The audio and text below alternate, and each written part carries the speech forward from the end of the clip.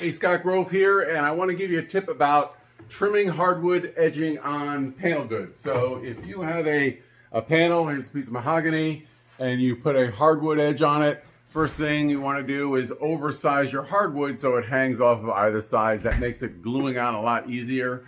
Don't ever try to, mill this so it's exact thickness.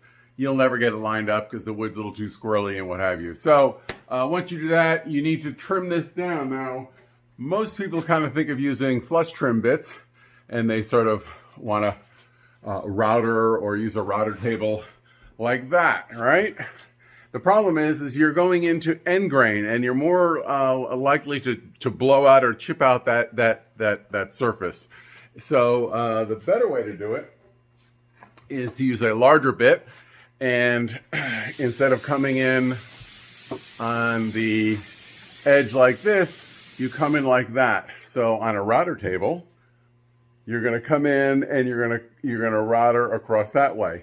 The reason being is you're now coming into the grain. You're going cross grain. You're not going to end grain. So you're going to get a much cleaner cut.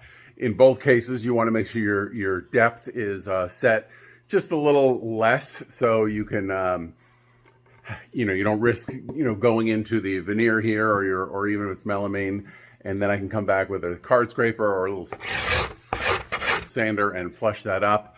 But that's a really good way to do it on a router table. Now I'm using it on a shaper just because I can, but same principle. I have a large bit there that's coming up this way. I also have a power feeder that's going to hold it down flush.